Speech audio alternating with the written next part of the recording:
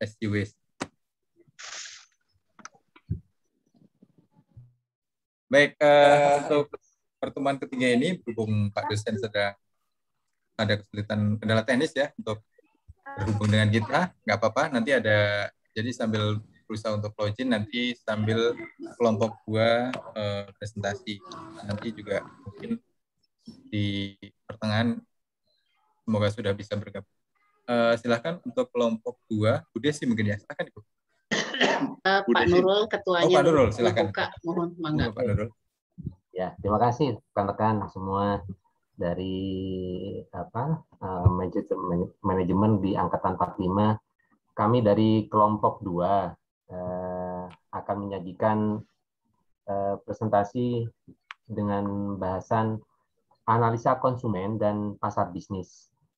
Mungkin kita mulai saja. Bu Desi bisa di... Saya share screen dulu.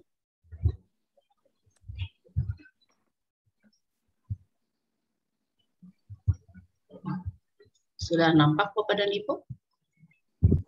Belum. Ya. Oke, sudah. Ya, Bu. Sudah, Bu. Lanjut. Lanjut, Bu. Ya. Ya. Ini adalah presentasi kami. Anggota kami ada 11 orang sesuai dengan yang sudah dibagi berdasarkan nama yang sudah oleh Pak Arif sebagai ketua kelas kami. Ada Pak Berlando, ada Pak Rinalko, Tri, Bu Desi, Pak Asep, Bu Titis, dan Pak Iwan, yang terakhir Pak Iip. Kami akan menyampaikan paparan ini dibagi jadi atas saran dari dosen kemarin. Jadi ada 4 orang yang akan menyajikan. Jadi tujuan pembelajaran untuk mengikuti sesi pembelajaran ini diharapkan mahasiswa dapat pertama memahami tentang perilaku konsumen. Kedua, menjelaskan faktor yang berpengaruh terhadap perilaku konsumen apa saja. Itu. Kemudian yang ketiga, memahami analisa pasar. Terus keempat adalah memahami pasar bisnis. Untuk memulai presentasi, kita baca bismillah. Basmalah dulu. Bismillahirrahmanirrahim. Bismillahirrahmanirrahim. Sebelumnya kita, untuk biar semangat, kita yel-yel dulu. Kelompok 2? Bisa. Yes. Pak. Kurang kompak, diulang. Ya, kurang kompak, Pak. Kurang kompak. Harus 10 kali ya, Pak. Penonton, dong. Aduh, penontonnya baru diem mah berisik. Kan biar rame. Bisa. Yes. Oke, berikutnya akan disampaikan oleh siapa, Bu Desi? Yang pertama kali. Bu Desi dulu. Ya, mungkin diambil alih saya moderatornya ya, Pak Nurul. Punten. Ya, terima kasih Pak Ketua. Ya, bismillahirrahmanirrahim. Assalamualaikum warahmatullahi wabarakatuh. Bapak dan Ibu. Waalaikumsalam warahmatullahi wabarakatuh. Yang saya hormati Bapak dosen ya, Pak Caniago yang mungkin saat ini belum bisa bergabung.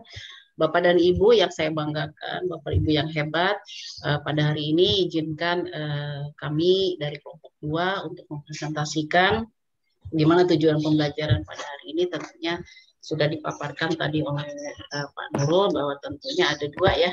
Yang pertama tentang analisa konsumen, mengapa harus menganalisa konsumen? Karena analisa konsumen ini tentunya merupakan dasar ya bagi manajemen pemasaran ya. Kenapa juga kita harus menganalisa pasar atau pasar bisnis, dan tentunya ini merupakan sesuatu yang harus diidentifikasi ya, bagaimana kebutuhan konsumen yang ingin dipenuhi tentunya oleh perusahaan. Jadi dari 4 ini tujuan pembelajaran ini akan disampaikan oleh yang pertama terkait perilaku konsumen, nanti akan disampaikan oleh Pak Sukmayanto. Nanti ada beberapa slide yang beliau akan sampaikan. Dan yang kedua adalah faktor yang berpengaruh terhadap perilaku konsumen, nanti akan disampaikan oleh Bapak Berlando. Nah, terkait analisa pasar ya, bagaimana cara membandingkan ya, tentu di sini akan dimunculkan perbandingan dari pasar konsumen dengan pasar bisnis ya. Di mana ini nanti akan disampaikan oleh Bapak Rinalko ya. Dan yang terakhir apa itu pasar bisnis dan bagaimana cirinya dan apa bedanya. Nah, itu nanti akan disampaikan oleh yang terakhir oleh Bapak Ketua kita, yaitu Bapak Nurul Sabta. Ya. Mohon izin Bapak dan Ibu untuk mengawalinya. Mangga kepada Pak Sukmayanto, slide-nya akan saya share ya terkait di slide 4. Punten nggak bisa di slide show ya. Kalau di slide show itu sok rada apa yang ngeheng begitu ya. Jadinya sinyalnya ya. Mangga Pak Sukmayanto untuk memaparkan terkait dengan bagaimana perilaku konsumen ya. Silakan. Terima kasih Ibu Desi, yang saya hormati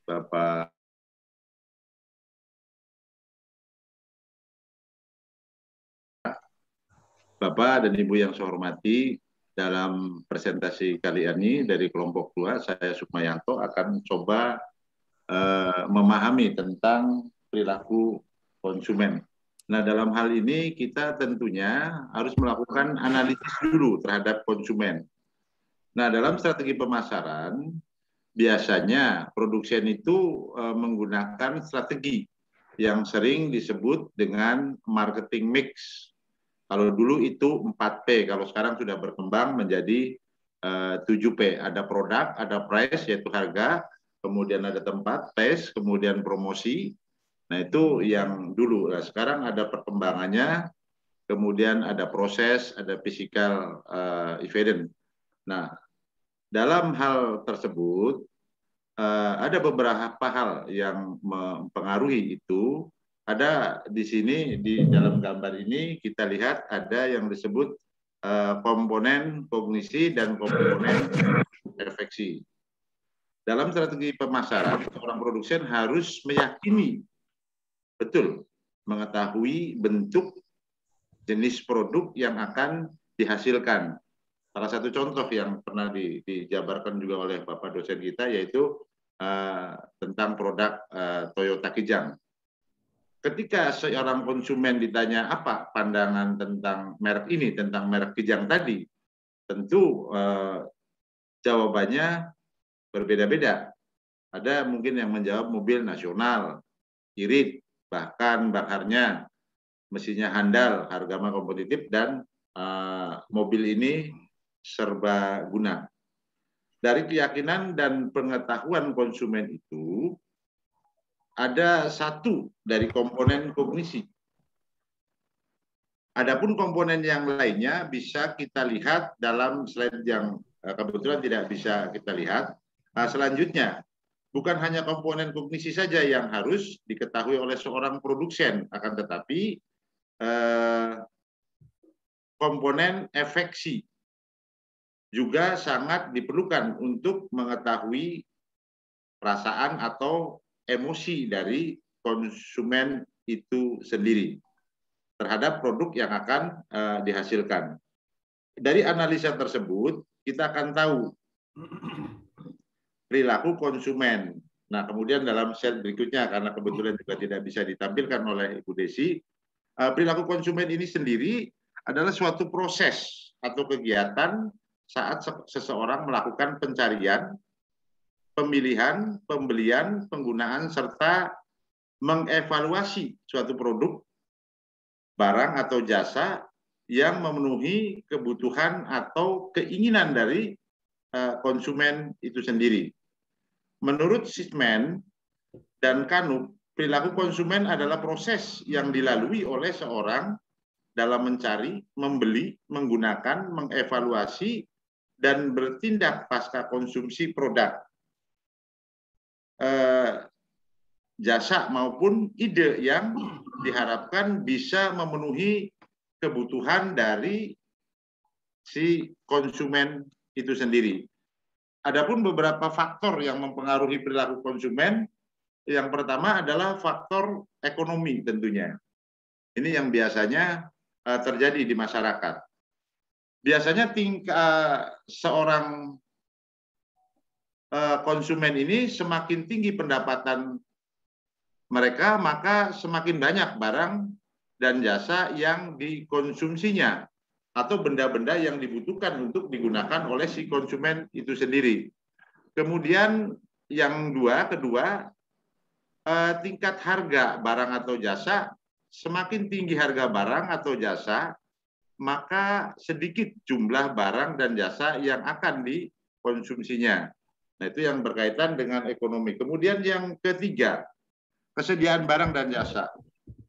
Walaupun uang tersedia, apabila ketersediaan barang dan jasa tidak ada, maka konsumen tidak dapat mengkonsumsi barang atau jasa yang mereka butuhkan.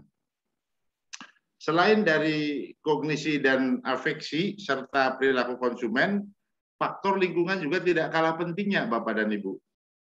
Ini sangat berpengaruh terhadap strategi dari sebuah pemasaran.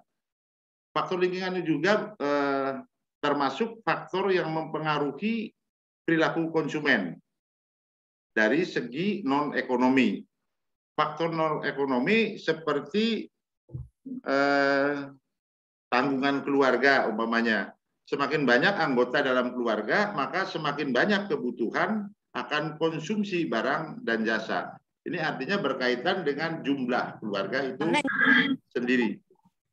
Kemudian tingkat pendidikan. Semakin tinggi tingkat pendidikan, maka semakin banyak biaya atau kos yang dikeluarkan. Contohnya kita ini di dalam pendidikan S2 tentu butuh biaya yang lebih tinggi. Kemudian tempat tinggal atau keberadaan dari konsumen itu sendiri. Biaya hidup yang dikeluarkan oleh masyarakat yang tinggal di kota besar tentu sangat berbeda dengan konsumen yang tinggal di daerah.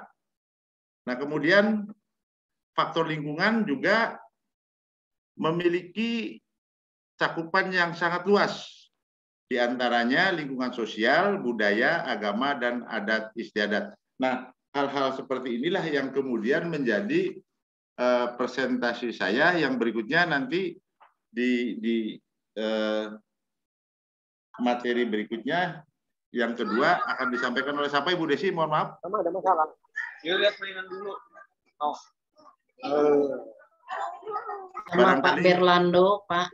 Ya. Barangkali sudah sampai di sana, Bu Desi. Saya pikir itu cukup presentasi yang saya sampaikan. Mudah-mudahan Pak Berlando akan menyampaikannya lebih baik lagi. Terima kasih. Assalamualaikum warahmatullahi wabarakatuh. Waalaikumsalam warahmatullahi wabarakatuh. Waalaikumsalam warahmatullahi Ya. wabarakatuh. Terima kasih tadi Pak Sukmayanto sudah memaparkan terkait strategi pemasaran di mana dianalisa dari perilaku konsumennya berdasarkan afeksi, kognisi, pengetahuannya dan juga perilaku serta lingkungan yang mempengaruhinya. Baik Bapak dan Ibu, sekarang kami persilahkan kepada Pak Berlando untuk memaparkan terkait dengan bagaimana perilaku konsumen itu dan pengertiannya. Silakan Pak Berlando.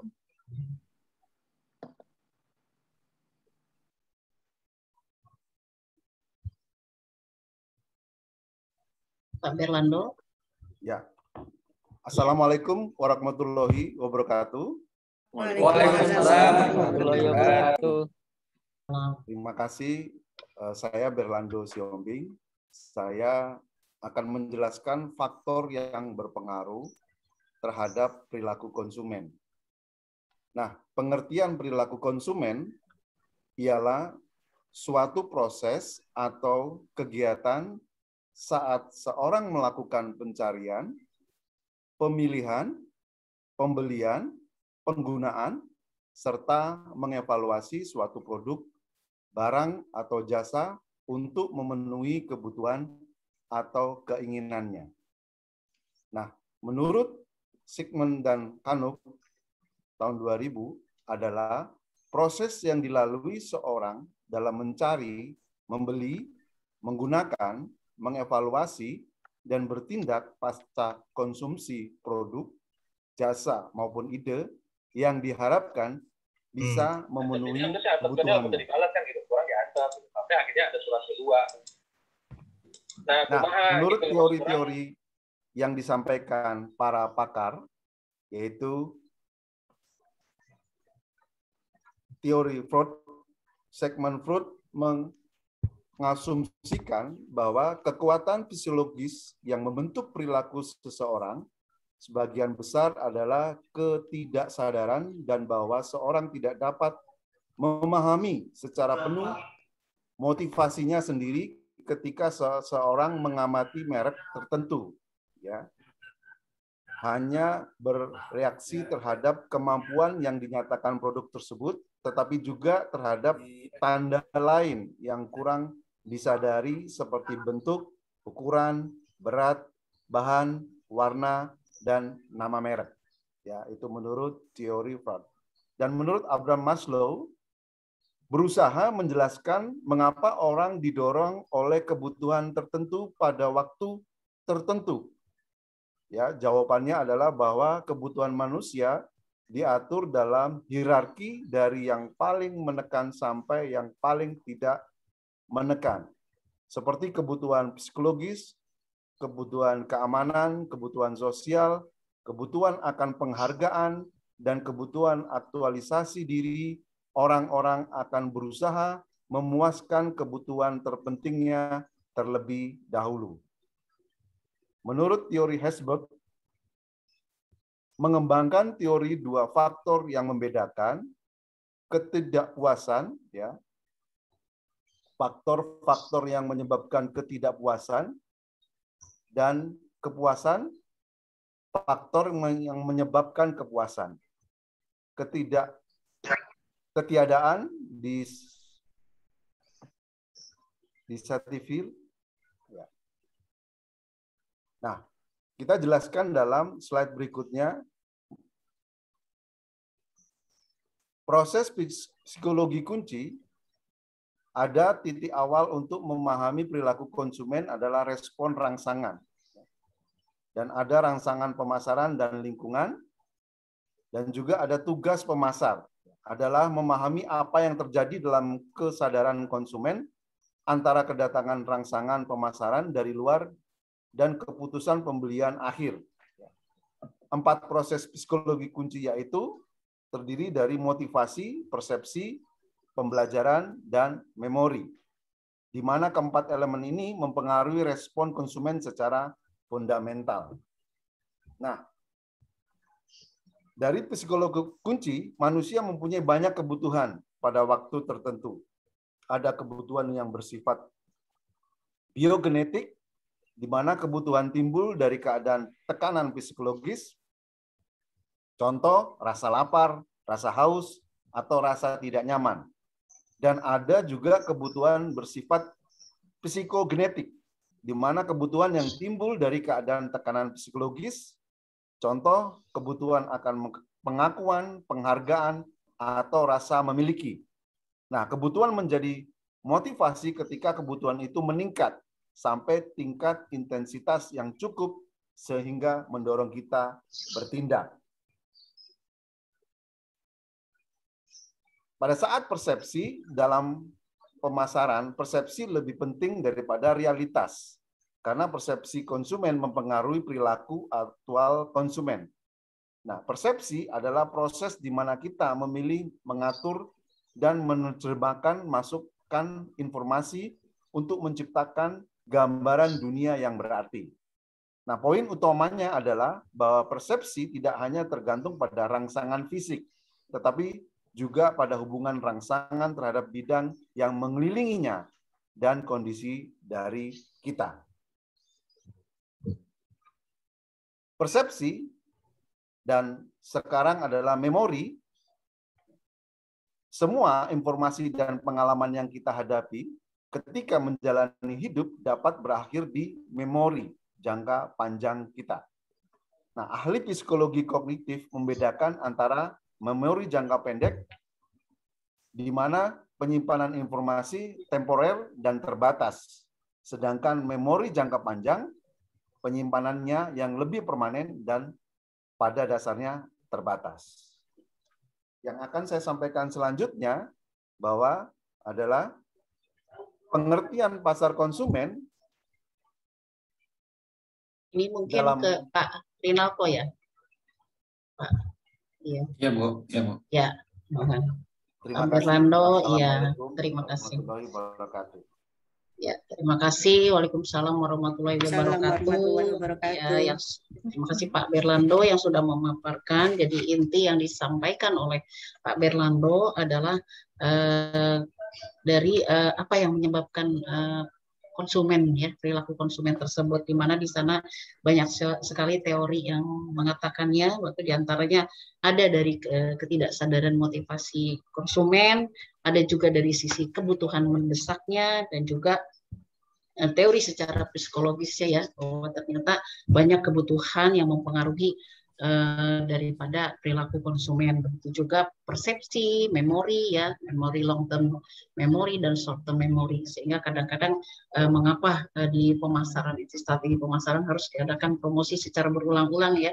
Mungkin ini keterkaitan dengan memori dari seorang konsumen yang short term memory dan long term memory ini yang sangat mempengaruhi daripada perilaku konsumen. Ya, untuk selanjutnya, mari kita beralih kepada analisa pasar, yang dimana akan kita mulai dari pasar konsumen. Mangga kepada Bapak Rinaldo untuk memulainya memaparkan. Terima kasih. Baik, terima kasih Ibu Moderator. Mohon izin Bapak Ibu sekalian, saya melanjutkan presentasi kelompok kami. Berbicara dengan pasar konsumen tidak terlepas dengan pengaruh oleh perilaku konsumen itu, ya. Jadi dalam manajemen pemasaran diungkapkan sangat penting bagi seorang pemasaran agar dapat mengerti perilaku dan tindakan konsumen, yang salah satu pendekatannya adalah dengan mengadakan analisa terhadap pasar konsumen tersebut. Pasar konsumen seperti kita ketahui adalah sekelompok pembeli yang membeli barang untuk dikonsumsi, bukan untuk dijual atau diproses lebih lanjut. Contohnya ini adalah kelompok-kelompok pembeli individu, ya, atau pembeli rumah tangga. Slide. Ada 4 faktor yang mempengaruhi pasar konsumen. Kita mulai dengan faktor budaya, faktor sosial, faktor pribadi, dan faktor psikologis. Faktor budaya itu meliputi budaya, subbudaya, atau kelas sosial. Kalau dari faktor budaya, contohnya masyarakat Minang itu kan sukanya makan pedas, ya. Jadi kalau kita mau jualan cabai, ya ke orang Padang atau rumah makan Padang gitu. Lalu dari subbudaya itu merupakan kelompok orang yang memiliki sistem nilai atau pengalaman yang sama. Jadi komunitas-komunitas tertentu, jadi kita bisa memasarkan produknya kepada mereka. Lalu kelas sosial, orang yang tinggal di perkotaan pasti akan lebih sering berbelanja dibanding orang yang tinggal di pedesaan, sehingga mall atau pusat-pusat perbelanjaan banyak ada di perkotaan. Yang berikutnya faktor sosial, terkait dengan kelompok, keluarga, peran, dan status, ya. Kalau dari kelompok, ya, kita pasti tahu seperti contohnya klub sepak bola. Kita pasti punya fans-fans tertentu dengan klub-klub sepak bola. Jadi semua produk klub sepak bola tersebut atau merchandise-nya itu pasti akan laku dijual oleh fansnya, sehingga harganya tidak lagi jadi pengaruh buat fansnya. Lalu kita juga akan meniru para pemain sepak bola tersebut, sehingga apa-apa yang menjadi apa yang dipakai oleh para pemain sepak bola akan kita beli. Lalu untuk keluarga udah pastilah, ya, anak-anak akan meniru apa yang menjadi kebutuhan dirinya itu dari apa yang dia lihat dari orang tuanya. Pasti ibunya akan mengarahkan apa yang dia beli. Misalnya untuk memilih baju, merek apa, itu pasti dari ibunya gitu. Lalu peran dan status, ya, status itu dipengaruhi. Barang-barang itu kadang masyarakat memandang dengan membeli produk tertentu sangat mempengaruhi statusnya, ya. Jadi harga tidak masalah lagi untuk menggunakan merek-merek tertentu, sehingga meningkatkan derajat statusnya. Lalu faktor pribadi, umur, pekerjaan, status ekonomi, gaya hidup, kepribadian, dan konsep diri itu sangat mempengaruhi juga, ya, dalam keunikan konsumen, ya, dalam memilih barang. Misalnya kalau masih anak-anak, ya, beli pop ice di jalanan itu tidak masalah. Tapi kalau sudah remaja atau dewasa, ya beli kopi ya di kafe gitu, itu contohnya. Lalu faktor psikologis ya, motivasi, persepsi dan pembelajaran. Kalau dari motivasi misalnya barang-barang yang memuaskan hasrat itu akan membuat kita termotivasi untuk membelinya. Lalu persepsi tentang suatu barang membuat kita juga lebih memilih barang tersebut. Dalam pembelajaran biasanya kita kalau sudah mendapatkan barang-barang yang sudah bagus, oh berarti bagian dari pembelajarannya adalah saya akan memilih barang itu lagi saat membutuhkannya. Slide berikutnya.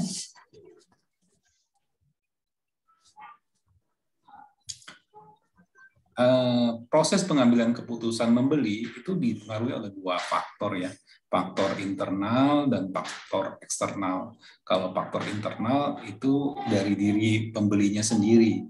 Jadi bila dia haus ya dia akan membeli produk yang menghilangkan dahaganya. Begitu juga dengan laparnya, dia akan membeli makanan yang dia suka. Lalu faktor eksternal yaitu faktor dari luar diri sendiri. Mungkin kita saat jalan-jalan melihat ada iklan menarik tentang minuman, jadi kita jadi haus ingin membelinya juga, itu faktor eksternal. Lalu proses slide berikutnya. Sudah sepertinya Pak. Oh iya, pasar bisnis. Terima kasih. Oke, terima kasih Pak Rinalko yang sudah menjelaskan terkait dengan pasar konsumen.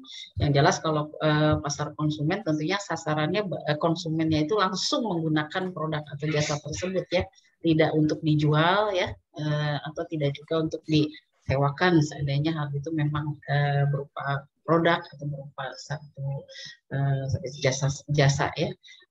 Nah ini akan lebih gamblang lagi dijelaskan terkait pasar bisnis yang tentunya sangat berbeda dengan pasar konsumen ya Bapak dan Ibu. Mangga pasar bisnis ini akan lebih jelas dipaparkan oleh Pak Nurul selaku ketuanya. Mangga silakan Pak Nurul. Terima kasih Bu Desi, Bu Moderator. Baik, akan saya lanjutkan mengenai penjelasan mengenai pasar bisnis.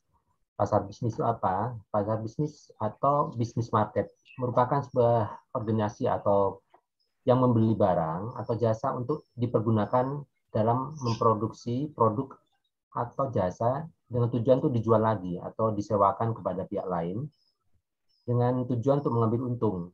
Jadi ini artinya sang pembeli tidak menggunakannya langsung barang yang atau jasa yang dibelinya, melainkan akan digunakan untuk produksi atau produksi produk yang baru lagi yang selanjutnya yang akan dijual atau disewakan atau dipasok kepada pihak lain.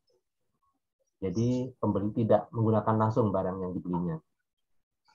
Kemudian di industri ini, industri pasar bisnis ini biasanya yang menjadi objeknya, subjeknya adalah industri utama yang membentuk adanya pasar bisnis adalah seperti pertanian, kehutanan, perikanan, pertambangan, perusahaan manufaktur dan konstruksi. Ada lagi transportasi, komunikasi sarana umum, perbankan, keuangan dan sebagainya. Nah, itu yang membentuk pasar bisnis. Pasar bisnis di sini ada perbedaan antara bisnis dan pasar konsumen, yaitu pasar bisnis itu terdiri dari individu atau organisasi yang membeli barang untuk diproses menjadi barang lain atau untuk dijual kembali. Sedangkan pasar konsumen adalah untuk dikonsumsi untuk dirinya. Berikutnya Bu Desi. Kemudian proses keputusan pembelian. Proses psikologis dasar memainkan peranan penting dalam memahami bagaimana konsumen benar-benar membuat keputusan pembelian mereka. Jadi faktor-faktor yang membuat keputusan pembelian antara lain yaitu kecerdasan berusaha untuk memahami proses keputusan pembelian pelanggan secara penuh. Semua pengalaman mereka akan pembelajaran mengenai memilih, menggunakan dan menyingkirkan produk. Jadi ada beberapa ini. Nah, karakteristiknya dari pasar bisnis itu adalah pembeli sedikit, ada sangat sedikit. berbeda dengan yang produk konsumen itu massal ya. Jadi bisa diperoleh secara umum. Kemudian pembelinya lebih dalam jumlah besar karena akan diproduksi kembali. Yang ketiga adalah hubungan pemasok dan pelanggan itu sangat dekat. Kenapa demikian? Karena setiap barang yang dibeli itu harus ada apa ya? Ada kelanjutan ini, barang-barangnya harus ada itu. Misalnya ada kerusakan atau kekurangan itu harus kontak dengan pembelinya atau pelanggannya. Kemudian keempat, pelanggan di pasar industri lebih berorientasi secara geografis. Yang kelima, permintaan turunan. Kemudian yang keenam adalah permintaan elastis. Ketujuh, permintaan yang berfluktuasi. Kemudian kedelapan, secara profesional. Kesembilan, pengaruh beberapa pembeli. Faktor utama yang mempengaruhi perilaku pembelian bisnis yaitu faktor lingkungan. Faktor lingkungan ini adalah dari internal perusahaan itu atau badan usaha. Hal yang mempengaruhi antara lain tingkat permintaan. Jadi permintaan tergantung dari seberapa besar rencana produksi yang akan dilakukan. Kemudian ramalan ekonomi, tingkat suku bunga, kemudian tingkat perubahan teknologi, perkembangan politik dan peraturan. Faktor lingkungannya sangat menentukan sekali karena apabila sedikit berubah maka semula yang direncanakan akan tidak berjalan. Kemudian perkembangan persaingan. Nah, misalnya suatu produk ini adalah yang saat ini adalah yang sangat laku. Kemudian pasti ada perusahaan lain yang akan membuat produk yang sama atau mirip-mirip gitu. Kemudian perhatian dan tanggung jawab sosial masyarakat. Kemudian kedua adalah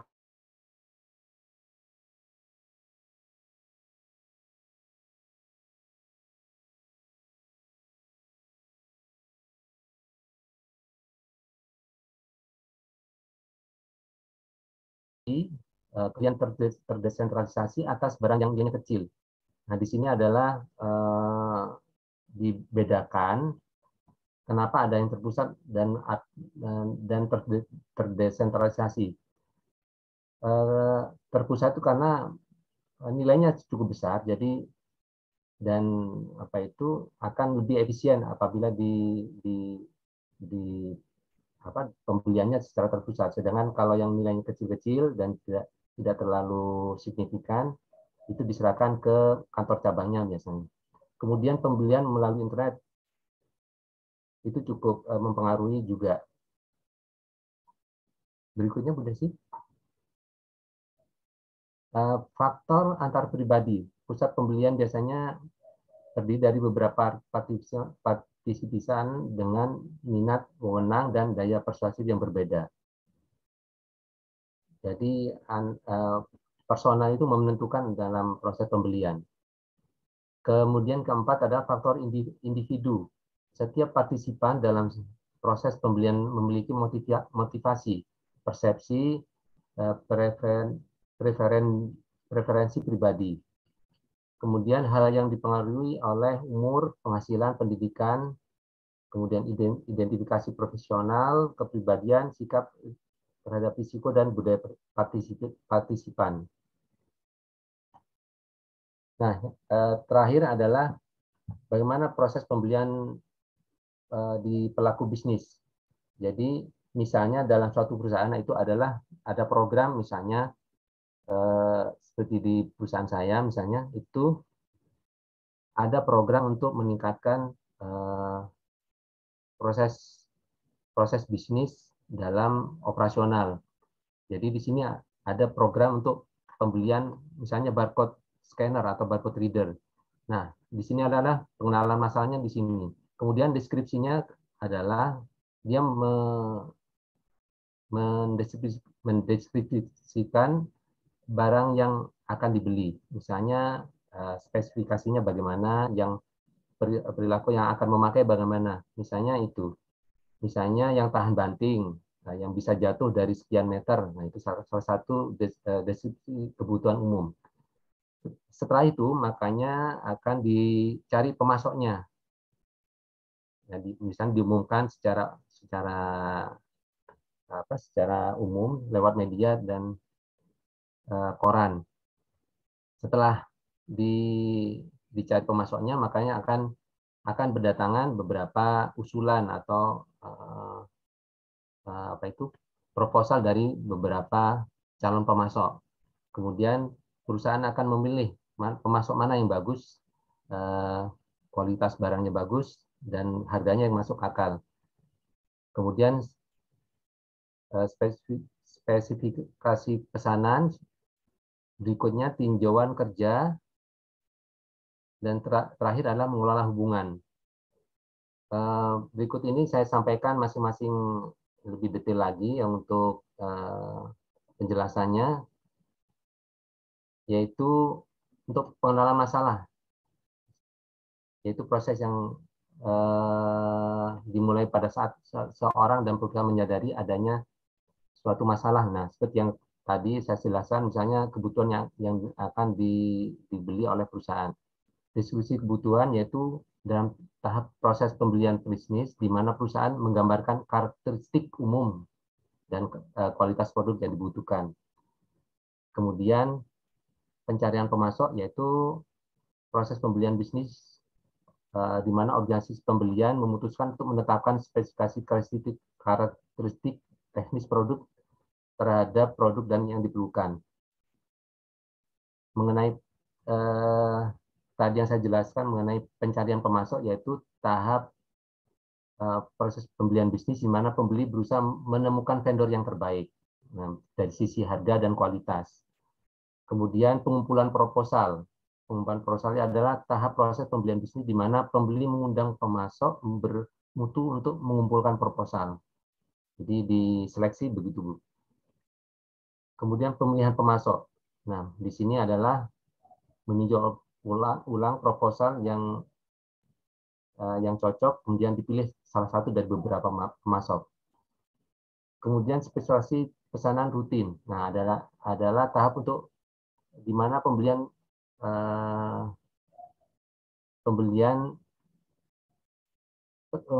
pesanan akhir dengan pemasok terpilih, kemudian spesifikasi teknis, kualitas yang diperlukan, kemudian waktu pengiriman yang diharapkan, kebijakan pembelian dan jaminan. Nah, ini ada di situ adalah di sini diadakan perjanjian dulu sebelum dia bersedia atau tidak sebagai pemasok.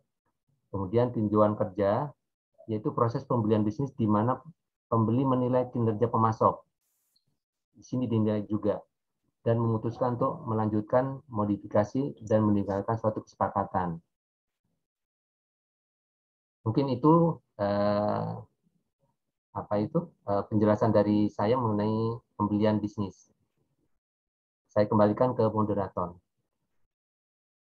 Ya, terima kasih Pak Nurul yang sudah menjelaskan terkait dengan pasar bisnis, di mana pasar bisnis ini tentunya sangat berbeda ya, Bapak dan Ibu, dengan pasar konsumen ya, di mana pasar bisnis ini tentunya tujuannya tidak langsung barang tersebut digunakan, tetapi lebih kepada bahwa tujuannya akan diproduk lagi begitu ya, bahkan produknya itu nanti bisa dijual dan juga atau mungkin disewakan kalau untuk jasa, atau juga bisa dipasok kepada pihak lainnya. Jadi sangat beda alurnya dari pasar konsumen dengan pasar bisnis. Saya stop share dulu ya, Bapak dan Ibu. Ya, monggo Bapak dan Ibu, mungkin kita akan membuka sesi tanya jawab ya terlebih dahulu. Terima kasih Pak Nurul, Pak Berlando, Pak Rinalko, dan juga Pak Sukmayanto yang sudah memaparkan terkait analisa konsumen dan juga pasar bisnis. Ya, kita buka tanya jawab ya. Jawabnya maka silakan terima kasih kelompok 2 untuk ya. presentasi. Sudah bergabung Pak Aspi, apakah sudah bisa ini Pak? Sudah. Saya sudah mengikuti ya. Mas Arief. Alhamdulillah dari yang saya ikuti tadi, yang sempat saya ikuti Mas Berlando terakhir tadi. Sebelum Mas Berlando belum, setengah mungkin Mas Berlando tadi. Tapi nggak apa-apa, mudah-mudahan nggak ada kendala. Silakan dilanjut. Ya, terima kasih Bapak. Ya, alhamdulillah mudah-mudahan sinyalnya bagus terus ya Pak ya. Ya, maka sinyalnya ini ganti nih pakai WiFi sini, mudah-mudahan aman, mudah-mudahan. Silakan. Iya. Jelas nih Pak. Iya. Terima kasih Bapak. Ya, mangga teman-teman supaya diskusi kita ini kita lanjut ya. Mangga kita buka sesi pertama dulu mungkin ya Pak ya. Dengan 3 pertanyaan mungkin karena dari kalau ada 3 kelompok, kelompok 1, kelompok 3 dan kelompok 4 mungkin yang akan bertanya. Mangga dibuka untuk sesi pertama dulu dengan 3 pertanyaan ya. Silakan siapa yang akan bertanya? Izin Bu Desi. Oh ya, mangga Bu Eti dari kelompok 1 ya? Eti dari kelompok 1. Oh ya, mangga Bu Eti. Terima kasih Bu atas penjelasannya yang telah disampaikan secara bagus dan sistematik gitu ya Bu ya. Jadi terkait dengan masalah pasar bisnis Bu, bagaimana dengan lembaga atau pasar lembaga, apakah aturannya sama dengan pasar bisnis, Bu? Mohon penjelasannya. Ya, baik Bu Eti. Ini mau ditanggapi dulu atau 3 pertanyaan dulu langsung ya, kepada Ibu? Satu-satu saja dulu ya. Mangga, langsung saja ya, Bu Santi. Mangga yang akan satu-satu ya. Mangga silakan yang akan menanggapi dari pertanyaannya Bu Eti dari kelompok 2 kita. Siapa yang akan menanggapi? Ya, silakan. Titin ya Bu ya. Oh iya, mangga silakan Bu Titin untuk mengenai ya, terima kasih Bu Desi. Iya. Ya. Pertanyaan yang bagus ya dari kelompok 1. Jadi saya akan menjelaskan terlebih dahulu yang dimaksud dengan pasar lembaga atau pemerintah. Nah,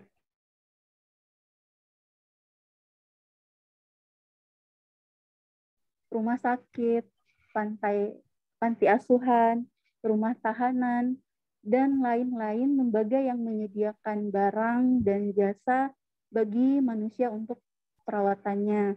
Sedangkan pasar pemerintah itu terdiri dari unit-unit pemerintah pusat sampai pemerintah daerah yang membeli atau menyewa barang-barang untuk menunjang fungsi-fungsi pokok pemerintah.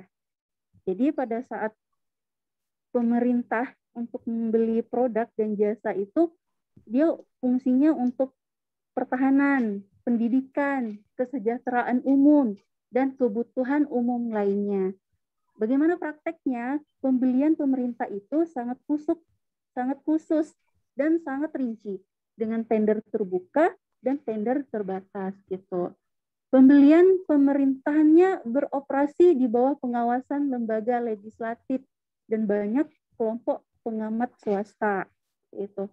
Karena itu, mereka cenderung menuntut lebih banyak formulir dan tanda tangan dan lambang dalam menempatkan pesanan seperti itu. Terima kasih Bu Desi. Cuma itu yang saya bisa sampaikan. Ya, demikian Bu Eti, paparan dari Bu Titin. Bu Eti, bagaimana terkait dengan penjelasan pasar lembaga dan pemerintah? Siap, bagus sekali. Terima kasih Bu atas penjelasannya. Oh iya, terima kasih Bu Eti. Ya, mangga untuk kelompok lain mungkin kelompok 3, kelompok 4 yang akan bertanya. Baik, kelompok 4 bisa mendahului, mohon izin. Oh iya, mangga Pak Pujianto, iya dari kelompok 4. Ya. Baik, terima kasih Ibu dan Bapak terkait konsumen ini. Kita mendengar konsumen, bicara konsumen itu sangat kompleks, Ibu Bapak. Kita sebagai bagian dari 267 juta, kita ini bagian dari konsumen. Tentunya konsumen itu mempunyai hak dan kewajiban yang sudah diatur dengan Undang-Undang Perlindungan Konsumen yaitu nomor 8 tahun 99. kita sebagai konsumen cerdas dan mandiri, serta konsumen berdaya, mempunyai perilaku dan melakukan di antaranya jika membeli suatu produk atau barang, kita harus mempunyai teliti dulu sebelum membeli barang tersebut. Kedua, beli sesuai kebutuhan atau bukan keinginan. Ketiga, jangan abaikan masa kedaluarsa barang tersebut. Keempat, memperhatikan label dan manual garansi yang berbahasa Indonesia, karena banyaknya barang-barang produk yang dari pakai bahasa kanji atau bahasa lainnya. Kalau pakai bahasa Indonesia kan kita ada purna jualnya. Nah, penyimpul pen Mbak. Pastikan produk ber-SNI supaya aman dan nyaman.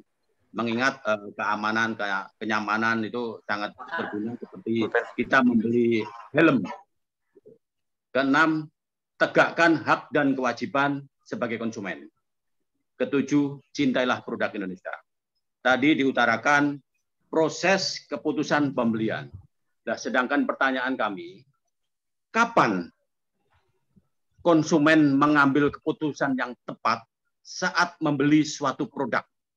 Monggo pemaparannya bisa dijelaskan gitu dari kelompok Bu Desi. Ya, terima kasih Pak Pujianto ya, atas pertanyaannya, di mana saya ulang ya, sebetulnya dari tadi yang sudah Bapak ungkapkan bagaimana dasar daripada konsumen itu akan memilih suatu produk ya, tadi sudah Bapak jelaskan, diantaranya teliti, harus sesuai dengan kebutuhan ya, seperti itu. Dan ternyata Bapak menanyakan kapan gitu ya kalau konsumen itu mengambil keputusan dalam membeli suatu produk. Mangga dari kelompok 2 yang akan menjawab siapa? Ya, Bu Desi. Oh ya, mangga Pak Aris Pujianto ya. Sama juga Pujianto. Izin. Ya, karena yang menanyakan ini namanya Pujianto. Yang menjawab Aris Pujianto nih. Cocok Pak, cocok.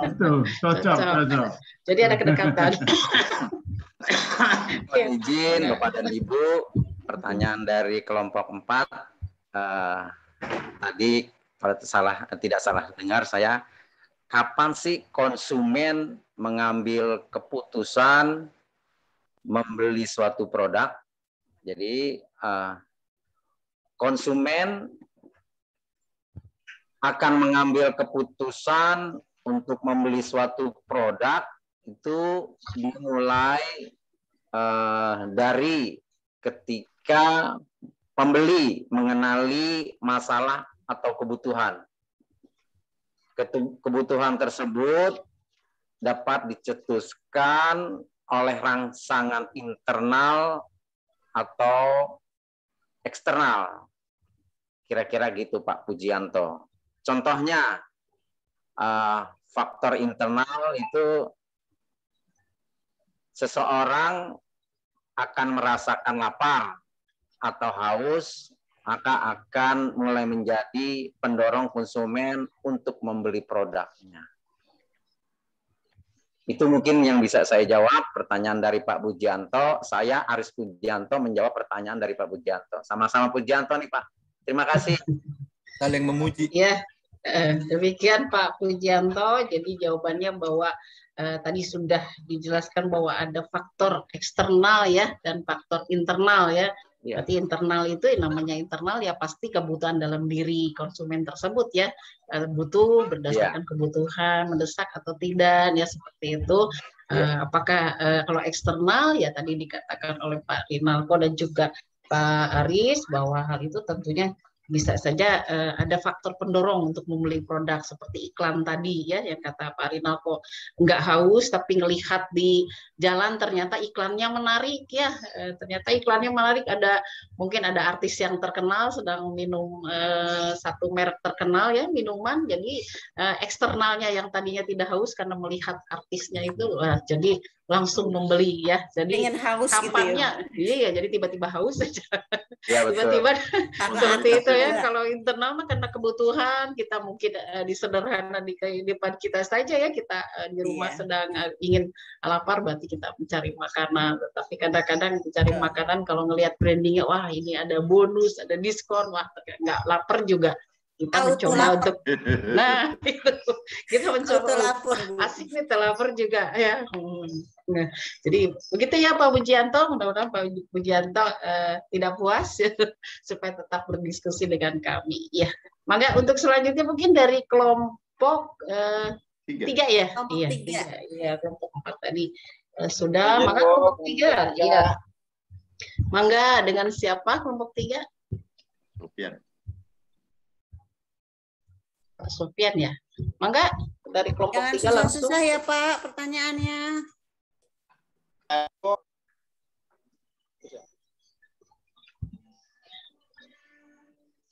Pertanyaannya yang penting bisa dijawab gitu. Ya, mangga kelompok 3. Kelompok 3 Pak Sofian, Bu, izin, mohon maaf. Mohon mangga Pak Sofian. Ya, silakan Pak Sofian. Kalau kita bicara tentang konsumen, kita bicara dengan pasar, berarti kan ada persaingan bisnis dan ada kemampuan. Terputus rupanya Pak Sofian ya sinyalnya.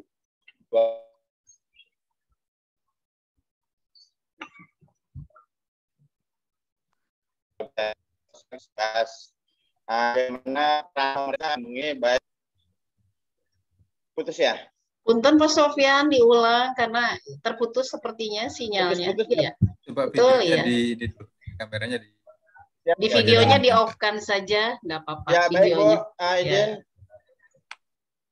Supaya sinyalnya lancar, tidak apa-apa videonya di off kan. Ya, mangga Pak Sofian diulang ya, punten. Mau izin Bu. Ya.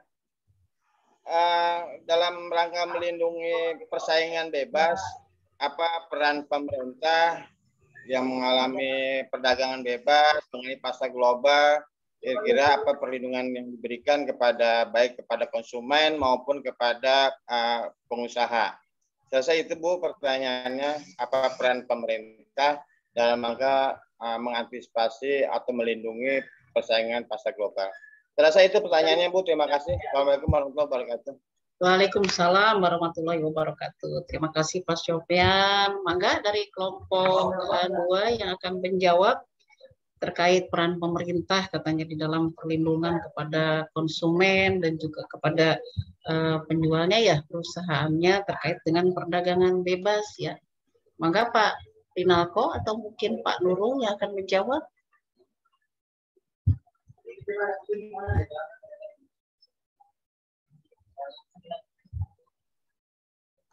Kalau dari saya, Bu, oh ya, mangga. Apa perlindungan pasar bebas ya.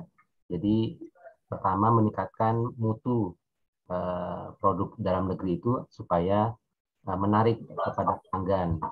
Kemudian dari sisi mutu ya, dari sisi mutu, kemudian dari sisi keperluan, misalnya di sini perlu setara dengan yang diimpor itu, maka harusnya di sini juga membuat yang sama. Yang ketiga dari sisi aturan, misalnya perlindungan itu bisa dari proteksi atau dengan membuat aturan pajak atau biaya masuk. Jadi tidak seenaknya dari produk dari luar itu masuk ke Indonesia. Mungkin itu supaya yang ini produk dalam negeri itu terlindungi. Kemudian ada proses sertifikasi SNI misalnya di sini itu. Dengan demikian konsumen di dalam negeri itu terlindungi dari produk-produk dan membanjirnya pasar-pasar yang dari luar. Kemudian itu aja Bu. Terima kasih Pak Nurul. Ada yang mau menambahkan yang lain? Ada yang menambahkan mungkin Pak Rinalko atau mungkin yang lain? Kalau untuk konsumen sendiri sebetulnya tadi sudah diungkapkan ya oleh Pak Pujianto bahwa ada regulasi yang melindungi konsumen ya, perlindungan konsumen tadi undang-undang nomor berapa Pak? Nomor 8 tahun 2000 nah, nomor 8 tahun 1999. Ya, itu bentuk salah satu usaha pemerintah ya mengeluarkan regulasi tentunya di mana ada payung hukumnya, ya betul, payung hukumnya undang-undang tadi. Nah, itu adalah salah satu usaha pemerintah mengeluarkan regulasi ya agar terlindungi konsumen yang seperti tadi, aman, nyaman ya dari pembelian produk, pembelian jasa ya, dan juga mungkin kita punya juga lembaga YLKI ya kalau tidak salah ya. Nah, itu pelindungan konsumen. Nah, itu juga adalah salah satu bentuk usaha di dalam melindungi konsumen dari ketidakpuasan sebagai pemakai produk, pemakai jasa, dan juga pemakai barang lainnya ya. Mungkin seperti itu. Makanya begitu ya Pak Sofyan ya. Atau nuhun atas terima kasih Bu. Terima kasih Pak Sofyan ya. Mungkin ada lagi yang waktunya masih ada Pak? Kelompok 2. Ya, terima kasih. Punten Pak Caniago, Pak Aspi, apakah waktunya masih ada? Berapa kelompok, Bu? Sudah semua kelompok sudah ya? Semua kelompok sudah menyampaikan pertanyaan. Begitu Bapak, akan dibuka sesi 2 atau sudah cukup Bapak? Sesi 2 tanpa kelompok, mungkin ada yang mau bertanya gitu Bu, silakan. Oh iya, mangga-mangga. Iya. Mungkin silakan untuk dibuka sesi kedua ya Bapak ya. Silakan untuk Bapak dan Ibu yang akan bertanya terkait dengan analisa konsumen dan pasar bisnis. Mangga dipersilakan.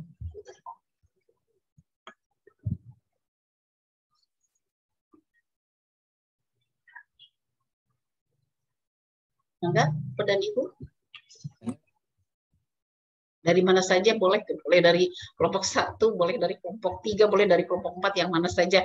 Iya. Bu, saya nanya Bu.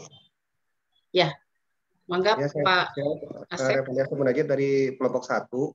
Mau nanya Bu, terkait dengan penjelasan kelompok 2 tentang pasar lembaga dan pemerintah, tentang tender terbuka dengan tender terbatas atau tertutup. Saya kurang paham Bu dengan pertanyaan tersebut. Pernyataan tersebut ya. Mohon diberikan penjelasan lebih lanjut tentang tender tersebut. Terima kasih Pak Asep. Masih membahas yang tadi ya, rupanya menjelaskan terkait jawaban dari Bu Titin ya. Mungkin Bu Titin karena di poin tadi dijelaskan bahwa ada katanya bahwa praktek-praktek pembelian di pasar pemerintahan ini ternyata secara khusus bisa dilakukan dengan 2 tender ya, ada tender terbuka dan juga ada tender terbatas tadi disampaikan begitu oleh Bu Titin. Maka Bu Titin untuk menjelaskan kembali mungkin apa ini maksud dengan tender terbuka, tender terbatas ya. Terima kasih Pak Asep atas pertanyaannya. Ya, maka Bu Titin. Iya Bu, terima kasih. Ya. Baik. Di sini saya akan coba membantu menjawab apa yang dimaksud dengan tender terbuka dan tender tertutup. Tender terbuka itu adalah tender yang diumumkan kepada publik dan dapat diikuti oleh siapa saja yang memenuhi persyaratan. Nah, biasanya tender terbuka akan kita lihat informasinya di baliho-baliho atau iklan di jalanan, iklan di TV atau di media cetak seperti itu. Nah, sedangkan tender tertutup itu adalah tender yang diumumkan hanya kepada perusahaan atau badan atau individu tertentu yang ditunjuk langsung oleh penyelenggara tender atau pemberi tugas tersebut. Nah, biasanya perusahaan, badan, atau individu yang ditunjuk melalui surat resmi atau surat elektronik dan tidak diumumkan kepada publik. Bila kita bandingkan antara tender terbuka dengan tender tertutup, mana yang lebih baik nih? Nah, jika ditanya lebih baik yang mana, maka itu sebenarnya tergantung kebutuhan masing-masing. Sedangkan tender terbuka itu biasanya digunakan untuk mengumpulkan sebanyak-banyaknya ide atau informasi karena biasanya diikuti oleh banyak peserta yang juga memerlukan biaya untuk iklan dan informasi yang lebih besar. Perlu seleksi dan penjurian yang lebih teliti untuk menentukan pemenang. Sebagai pemenang, tender terbuka juga menjadi kesempatan publikasi yang sangat baik. Seperti itu. Terima kasih Bu Desi. Iya. Begitu ya Pak Asep ya tadi ya penjelasannya. Jadi bila dilihat dari media ya mungkin terbuka dan tertutup, bahwa di terbuka itu media informasinya itu lebih terbuka ya, seperti misalnya bisa di baliho seperti itu di iklan, tetapi dilihat dari media informasi untuk tender tertutup itu hanya ditujukan kepada suatu perusahaan. Tetapi dapat juga kalau tidak salah Pak dari nilai tendernya mungkin ya. Nah, apabila tender terbuka itu biasanya lebih besar nilai tendernya ya, tergantung dari perusahaan yang akan melakukan tender tersebut atau melakukan suatu proyek perusahaan tersebut. Ya, bisa dari medianya, bisa dari media informasi terbuka dan tertutup, dan juga bisa dilihat dari nilai tendernya dari suatu perusahaan tersebut. Karena saya yakin setiap perusahaan mungkin berbeda-beda ya nilai tendernya. Begitu mungkin ya Pak Asep ya. Ya cukup Bu. Iya, terima kasih. Ada lagi mungkin yang akan ditanyakan mungkin dari mana saja? Bu. Oh iya, Pak Hamsan. Ya, makasih, silakan Pak Hamsan. Kesempatannya karena kelompok dari pertanyaan saya, konsumen misalkan kita membeli barang itu kan banyak pilihannya, kualitasnya, dan juga ketika kita beli barang ada risiko dari sebuah barang tersebut. Itu bisa dijelaskan misalkan dari pembelian barang itu pasti ada risiko-risiko yang bisa ditimbulkan dari sebuah barang itu. Bagaimana cara menyikapi sebuah produk, misalkan dia sebutkan ini barang kita apa kelebihannya, apa kekurangannya. Jadi itu Bu, penjelasan tentang kualitas dari sebuah barang yang dipasarkan gitu, dijual, untuk menjelaskan kepada konsumen, barangkali seperti itu Bu. Kualitas dari suatu barang yang ingin dijelaskan kepada konsumen, begitu Bapak? Saya dapat beli banyak jenis resiko dan membeli dan mengkonsumsi sebuah bukan resikonya itu. Resiko-resiko misalkan sebuah barang itu. Jadi jenis-jenis resiko dari satu barang, kualitas barang tersebut yang akan diberikan kepada konsumen tersebut, begitu Bapak? Ya Bu. Oh iya. Maka silakan yang akan menjawab dari kelompok 2.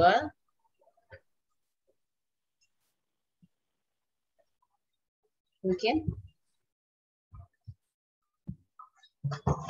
Andri Bu. Iya, Mangga. Oh ya, Mangga silakan Bu Andri ya. Iya, Pak Hamsan. Terima kasih Pak pertanyaannya. Jadi tadi jenis resiko ya Pak dalam membeli dan mengkonsumsi sebuah produk ya Pak. Iya, resikonya ada resiko fungsional, yaitu produk tidak sesuai dengan harapan. Kemudian ada resiko fisik kayak produk mengancam kesejahteraan atau kesehatan fisik pengguna. Yang ketiga, resiko keuangan. Produk tidak layak untuk harga yang dibayarkan. Mungkin kemahalan kali ya Pak. Terus yang keempat adalah resiko sosial, yaitu produk menimbulkan rasa malu. Kemudian yang kelima, risiko psikologis, yaitu produk mempengaruhi kesehatan jiwa pengguna. Dan yang keenam, yaitu risiko waktu. Kegagalan produk menghasilkan biaya, peluang untuk menemukan produk pemuas lainnya. Jadi ada kompetitor lainnya. Itu mungkin Bapak Hamzah. Oh, iya. Sebuah barang, seorang konsumen kalau beli barang, pasti cek dulu Bu ya, resikonya ini apa dampaknya, dilihat dari fungsinya atau harganya, atau ada juga dari sosial tadi Bu ya, kalau misalkan beli barang. Ya cukup Bu, itu pertanyaan saya. Ya. Baik Pak. Karena secara psikologi sebetulnya kalau kita melihat barang itu kan kita sendiri sebetulnya dari rangsangan yang kita terima melihat produk-produk itu tentunya dalam pikiran kita sendiri sebetulnya ada daya sortirnya gitu ya di dalam pikiran kita gitu, butuh atau tidak, nah seperti itu ya, apakah ini sangat bermanfaat atau tidak. Nah bagaimana resikonya yang apabila digunakan. Tentunya seperti ibu-ibu lah kalau misalnya nyoba kosmetik kan gitu ya. Walaupun memang faktor eksternal itu sangat besar berpengaruh ya, karena iklan-iklan kecantikan itu sangat banyak, dan kalau misalnya tidak dipikirkan ini dampak resikonya dari kulit kita, nah itu kan akan sangat merugikan dari konsumen tersebut, sehingga perempuan itu akan berselektif nih, menyelektif ini mana nih kira-kira, nah ya Bu ya, dan akan berselektif ini cocok nggak ya dengan jenis kulit saya gitu, karena kan nggak mau juga ya beresiko bahwa itu kalau nggak cocok, wah ini akan berdampak bagi secara tadi resiko fisik ya yang dijelaskan oleh Bu Santi, seperti itu. Begitu ya Pak Hasan ya. Ya, terima kasih. Hatur nuhun ya. Bagaimana Bapak? Apakah sudah cukup? Cukup rasanya Bu, dah. Ya, terima kasih Bapak ya. Terima kasih Bapak dan Ibu semuanya. Kelompok 3 dan kelompok 4 yang telah aktif bertanya ya, sehingga kita dapat berdiskusi pada materi kali ini, yaitu analisa konsumen dan juga pasar bisnis.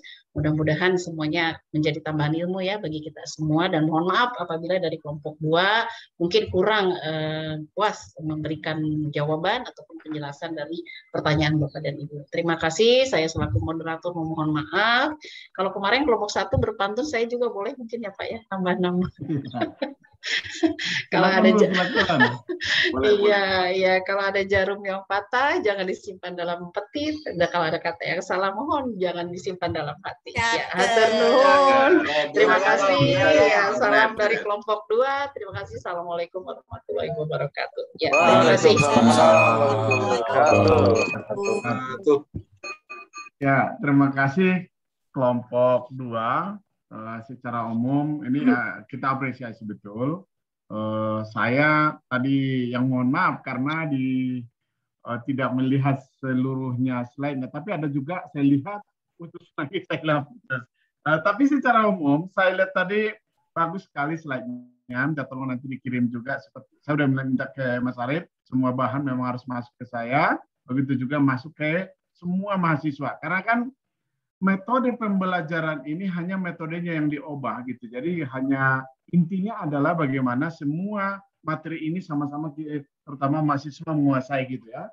Jadi materi yang baru disampaikan perilaku konsumen ini wajib bagi yang tadi juga atau ada setengah juga masuknya harus dibaca. Tolong kelompok 2 memberikannya apa melalui ketua, apa langsung silakan, intinya semua mahasiswa termasuk di saya. Bapak dan Ibu, saya menyampaikan kalau dari penilaian keseluruhan bagus gitu. Kedengaran ya suaranya ya? Jelas Pak. Jelas Pak. Kedengaran Pak. Halo Mas Arif, kedengaran suaranya? Jelas Bapak, terdengar jelas Pak. Jelas ya? Ya. Jelas. Ya, makasih Mas. Mas Arif. Jadi secara umum, tadi bisa disampaikan oleh kelompok 2 terkait dengan perilaku konsumen. Jadi kalau bisa kita katakan secara umum, ketika bicara perilaku konsumen, maka paling dasar itu adalah bagaimana kebutuhan dulu yang diutamakan. Itu dasar kalau kita bicara prinsip tadi, kebutuhan dulu yang diutamakan. Soal hari ini banyak promosi di mana-mana, iklan mana-mana, itu adalah strategi dalam mempengaruhi kebutuhan, gitu ya. Tadi ada dibicarakan ada iklan itu mencoba mempengaruhi orang untuk yang nggak butuh jadi butuh, menggeser pikiran si konsumen, menggeser perilaku konsumen. Tapi tadi dijelaskan oleh kelompok 2 bagaimana konsumen itu pada dasarnya sudah ada beberapa patokan, ada hubungan dengan berbagai hal tadi, tapi ternyata perilaku konsumen itu bisa juga digeser oleh bentuk-bentuk iklan yang menggoda. Kadang orang datang ke mall karena ada sesuatu kebutuhan, tapi belum sampai membeli kebutuhan, justru keinginan, duit udah habis untuk keinginan, gitu. Banyak sekali pembiayaan atau dana-dana yang didahulukan oleh keinginan mengalahkan kebutuhan, gitu ya. Itu kadang suami istri pun bisa ribut gara-gara mengutamakan keinginan daripada kebutuhan. Jadi secara umum saya lihat tidak ada masalah, saya nggak membahas lebih panjang lagi karena perilaku konsumen sudah disampaikan. Saya coba menambah sedikit materinya. Mungkin saya minta waktu sedikit lagi karena masih 16.47 untuk kita masuk ke materi baru, karena saya tetap berusaha tadi ada materi dari diskusi dan ada materi tambahan juga dari saya karena udah tinggal sedikit lagi waktu kita. Saya meniatkan tadi kalau memang nanti memungkinkan tidak mesti harus 17.30 karena tadi udah dari awalnya sudah tidak udah masuknya pun udah nggak pas karena jaringan. Nah, sebentar saya mohon izin untuk masuk sebentar untuk masuk slide.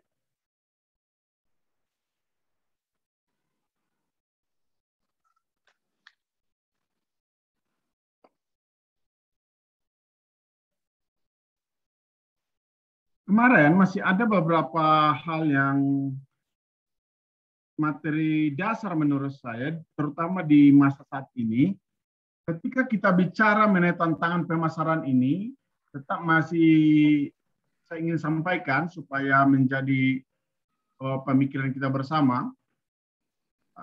Ya. Di tantangan pemasaran, ada beberapa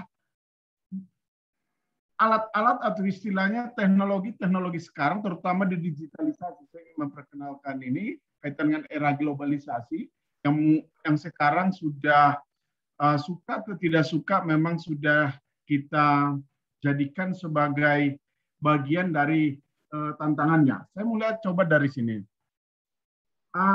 Abad 21 ada beberapa tantangan bagi profesi pemasaran. Kita melihat pertama adalah di tantangan pemasaran itu ada namanya tantangan visi, ada tantangan kekuatan marketing, ada proses transfernya, kemudian ada manajemen merek, dan ada etika pemasaran. Ada beberapa tantangan-tantangan pemasaran yang akan terjadi di abad 21.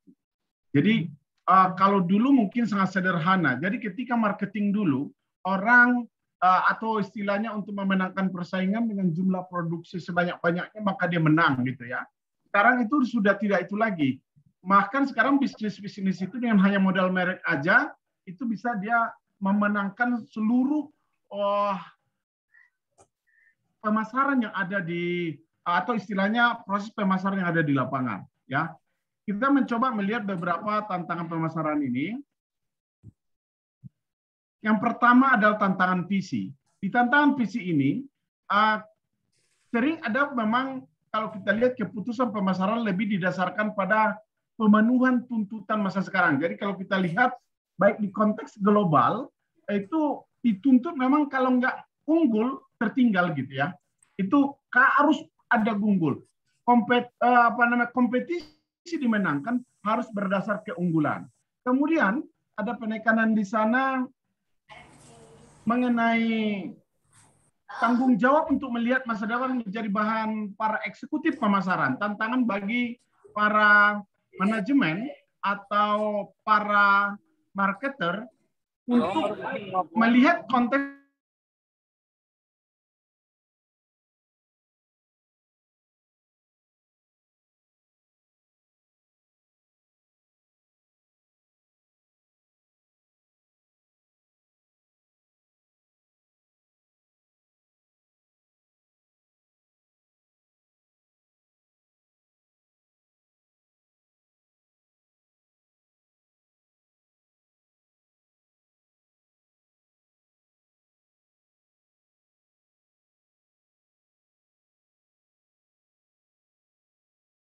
di ruang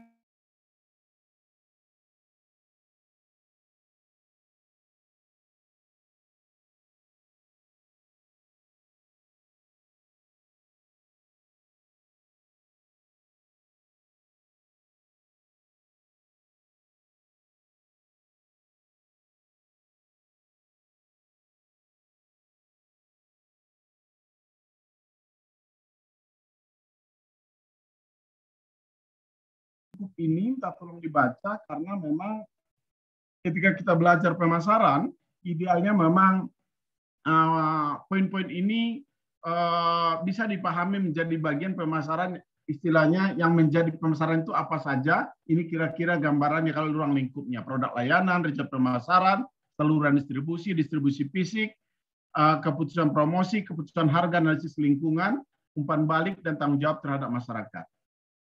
Kemudian, kalau tadi ini berdasar subjeknya, dibaca nanti, ada kaitan dengan subjek, ini kebutuhan dan keinginan tadi diperdalam lagi, kemudian perilaku konsumen tadi yang sudah kita bahas, kemudian perencanaan dan pengembangan produk, kemudian ada kebijakan harga, ini kaitan dengan subjek. Sama distribusi, promosi, dan kepuasan konsumen. Ya. Kemudian kaitan dengan sifat dan ruang lingkup pemasaran. Ini pertama, ini mungkin beberapa teorinya silakan aja dibaca nanti penekanan di sana ya, ketika kita berikan materi ini. Ini barang, layanan, gagasan. Oke. Ini materi nanti akan coba tetap saya kirimkan untuk dibaca. Kalaupun nanti minggu depan ada waktu kita akan diskusikan gitu ya. Kemudian yang ingin kita mulai hari, sebenarnya ada tadi materi digitalisasi. Sebentar saya cari dulu, belum ketemu saya. Maaf Bapak dan Ibu, belum kelihatan materinya. Karena menurut saya ini sedang trennya ketika bicara abad 21, marketingnya nggak bisa lepas kita dari digitalisasi. Dari apa ini? Dari digitalisasi ini.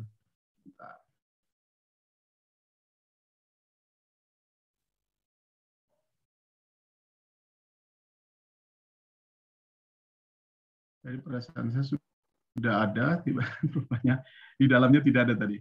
Oke, tadi bahannya tetap akan saya kirimkan ke Bapak dan Ibu.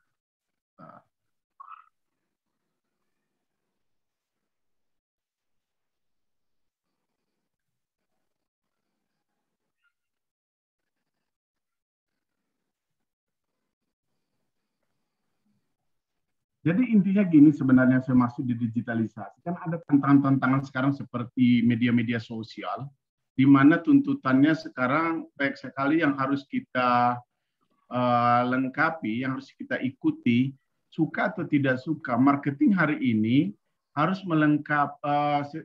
setiap marketer hari ini harus mengikuti perkembangan digitalisasi yang ada.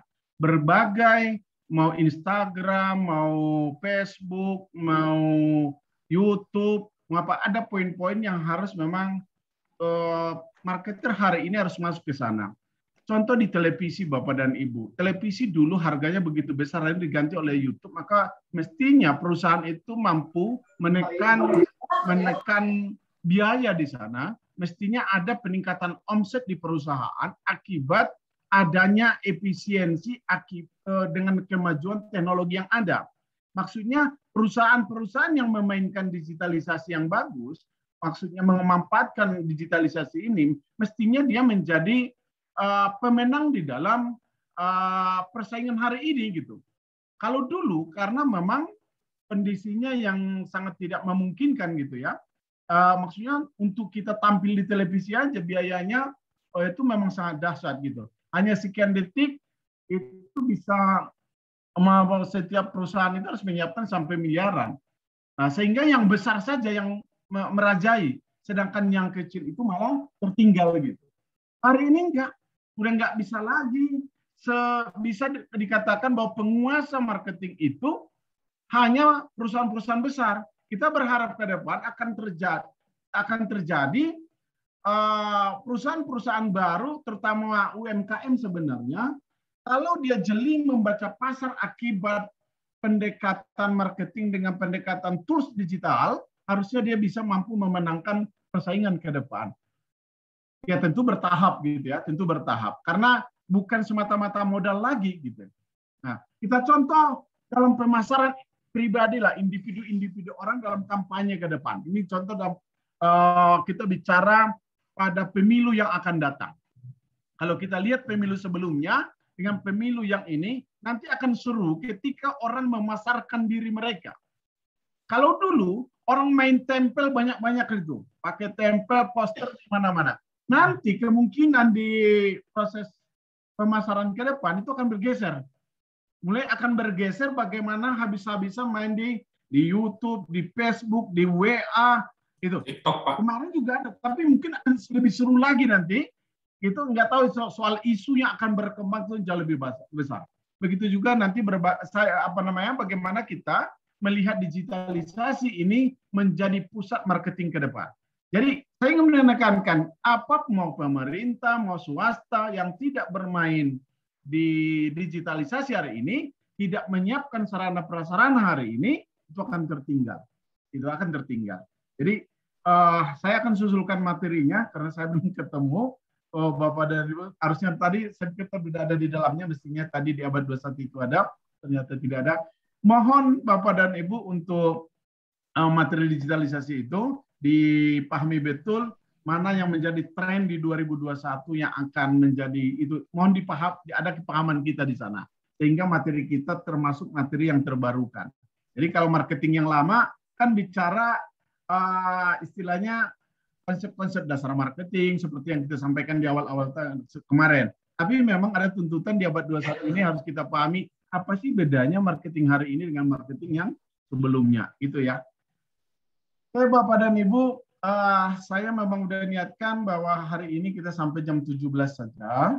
Karena saya juga memang, mohon maaf, memang lagi di puncak dari tadi pagi ngasih materi, kemudian tiba-tiba ada masalah tadi di jadwal. Mungkin ada tanya jawab, mungkin ada pertanyaan-pertanyaan tertentu yang perlu kita diskusikan. Masih ada 1, 2, 3 menit lagi yang bisa dimanfaatkan. Bapak dan Ibu silakan kalau ada pertanyaan atau ada hal-hal yang perlu kita diskusikan sebelum kita closing pertemuan kita hari ini.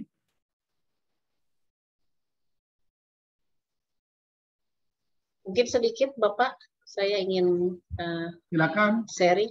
Bu Desi. Ya, terkait dengan apa yang Bapak sampaikan tadi terkait kecakapan 21, mungkin itu dapat diartikan bahwa analisa pasar digital mungkin ya Pak ya, yang 4.0 ya, kita bisa mengarah kepada ke sana ya mungkin Pak, terkait dengan digital sekarang. Ya, maksudnya memang pendekatannya adalah tools yang dipakai di perusahaan maupun di pemerintahan gitu ya Bu. Jadi maksudnya kalau dulu kan contoh lah saya contohkan di administrasi, saya contoh di administrasi. Kalau dulu administrasi itu kan semua dengan serba cetak ya Bu. Sistem arsip itu dengan cetak itu. Sekarang nggak bisa lagi. Sekarang itu posisinya orang surat itu sudah dengan PDF sudah selesai, jadi nggak perlu lagi. Jadi lama-lama mesin fotokopi sudah nggak penting. Kemudian semua sistem lemari-lemari sudah nggak penting. Jadi proses jual beli barang-barang yang dulu katanya bermanfaat tadi penting itu ke depan udah nggak penting lagi. Gitu. Jadi perusahaan yang membaca ini atau lembaga yang membaca ini itu nanti akan lebih dulu maju gitu. Karena dia udah siap.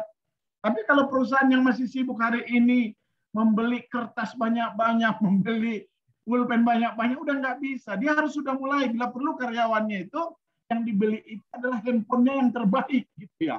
Handphone yang terbaik, perusahaan menggantikan yang harusnya beli kertas, coba dihitung itu kertas totalnya berapa. Hari ini pindahkan ke dalam satu alat teknologi, bila perlu dari handphone karyawan itu udah bisa ngeprint gitu. Jadi maksudnya, jadi teknologi-teknologi itu, maksud saya digitalisasi yang sangat membantu hari ini, menjadi alat-alat tools untuk pemasaran yang lebih hebat ke depan. Maksudnya teknologi-teknologi itu sangat membantu percepatan suatu produk sampai ke masyarakat gitu ya. Kalau dulu contoh dari luar barang-barang yang hari ini kita bisa beli dari Cina ya Bu. Jadi barang hari ini juga bisa kita beli dari Cina. Kalau dulu kan kita harus cari dulu di pasar gitu ya. Hari ini kita melalui dengan digital kita bisa membeli apapun hari ini dengan cepat. Banyak online ya Pak ya, pasar-pasar online jadi banyak sekali sekarang. Ya, saya tinggal di daerah Menteng Atas Bu, daerah Menteng Atas itu saya kira dekat Manggarai ya, daerah Minangkabau itu. Kalau dekat rumah saya itu ada sekitar baik itu di Manggarai maupun di Percetakan Negara nggak terlalu jauh untuk mencari keramik atau mencari granit gitu ya. Tapi saya membelinya itu bukan di situ. Saya membelinya malah membeli di Tangerang. Kenapa? Pertama, pilihan warna yang beragam yang sangat bagus. Kemudian itu harga lebih murah. Bedanya itu hanya kalau ini mengirimnya pakai ini sekian rupiah, kalau dari Tangerang mengirim sekian rupiah. Gitu. Saya membeli sofa, saya cek sofa terbaik di Jakarta, nggak menjelekkan sofa yang ada. Saya coba mengecek sofa yang ada di Jakarta di tempat toko-toko besar. Saya lihat ketika saya lihat harganya itu gila yang ada harga 20 juta, 30 juta. Tapi ketika kita langsung ke pusatnya di Jawa namanya apa? Pusat Jati itu? Jepara. Hari ini kita bisa langsung masuk ke pasar Jepara, Bapak dan Ibu. Barang yang di Jepara bisa kita beli langsung ke Jakarta dengan hanya nanti di luar ongkos kirim. Ongkos kirim berapa? Untuk sofa lengkap itu cuma 500.000. 500.000 truk yang akan membawa sampai ke rumah kita. Gitu. Jadi di luar harga tadi, kalau umpamanya harga di sana sampai 30 juta ke beli sofa, ternyata di sana bisa sampai 7 juta, Bu. Cuma nambah 500.000, 7.500.000, sofa sudah ada di rumah kita. Ini contoh. Jadi kenapa harga itu begitu? Karena tidak ada pajak lagi untuk dipajang di toko di pusat kota Jakarta, nggak ada pajak, nggak ada gedungnya harus dibangun, nggak ada karyawan yang harus nungguin. Biasanya memang pembelian itu umpamanya kita beli nih. Saya waktu itu beli, dia bilang butuh waktu sekitar 2 minggu ya Pak. Berarti dia pesan, dia buat itu 2 minggu. Jadi memang udah ada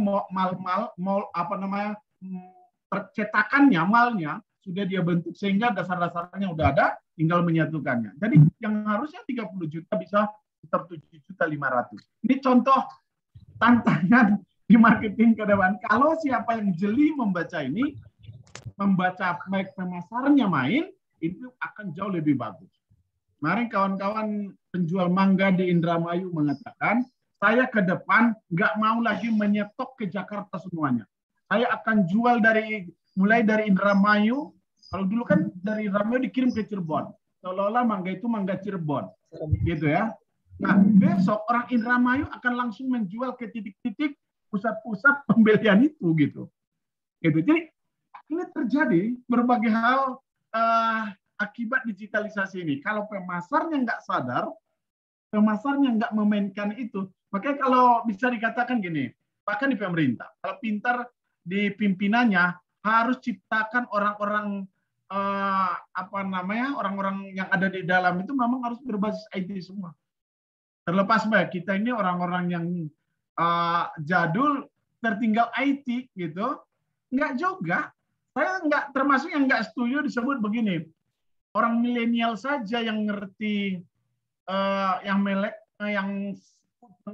yang bisa melakukan digitalisasi, kita juga bisa. Gitu. Kita termasuk orang yang buktinya secara Zoom kita bisa laksanakan. Ini soal zamannya saja, kebetulan zamannya ini bisa kita lakukan sama-sama. Mungkin itu pendekatannya Bu Desi dan kawan-kawan kaitan dengan itu. Mungkin ada masih terima kasih Bapak. Terkait dengan marketing abad 21 yang kaitan dengan digitalisasi. Tadi mohon maaf nanti materinya menyusul saya kirimkan mudah-mudahan ketemu. Tadi saya nggak sempat mencarinya lagi. Gitu. Oke, kalau begitu. Kalau enggak kita foto dulu mungkin Pak. Kalau enggak ada... Kita foto bersama dulu Pak. Untuk foto bersama dulu mungkin Pak sebelum post. Ya, saya pun masih absen sedikit lagi terakhir. Baik, ya. Belum saya. Boleh teman-teman untuk dibuka kameranya dulu. Kita akan ambil gambar dulu. Sambil dari screen pertama ya. Siapkan kameranya dengan 1, 2, 3. Tunggu, saya sedang pindahkan ke satu lagi untuk halaman berikutnya. Siap-siap di screen kedua. 1, 2, 3. Oke, Mas Arif, saya absen Silakan sedikit Bapak. saja. Silakan Bapak. Nah, Silakan Bapak. tapi tetap di backup ya Mas Arif ya. Ya Bapak, kami ada ininya, ada online-nya juga Pak. Apa pakai forum juga Pak. Ada backup-nya Pak, ya. Ya, backup. Asep Munajat ada? Hadir Pak. Hadir. Muhammad Hamsan. Hadir Pak. Hadir, makasih. Tawas Rahman ini masih ada ya? Repo. Ya. Sobri Rahmadani. Hadir Pak. Ya. Muhammad Zaid. Hadir Pak, hadir. Ya. Yani Yuniartini. Hadir Pak. Ya. Marfudin. Hadir Pak. Ya. Peksi Dimunri Angi. Ada ya. Eti Mariati. Siap, hadir Pak. Ya. Auliansyah. Ada ya. Arif Haryadi. Hadir Bapak. Ya, Mas Arif. Ya. Andri Iksanti. Hadir Pak. Ya. Linda Karim. Hadir Pak. Ya. Victoria Yandi. Hadir Pak. Ya. Rizal Pahlevi. Hadir Pak. Ya. Lutfi Kurniawati. Hadir Bapak. Ya. Berlando Sihombing. Tadi ada masuk Berlando. Tadi presentasi. Oke. Hairuni. Iya deh, gimana?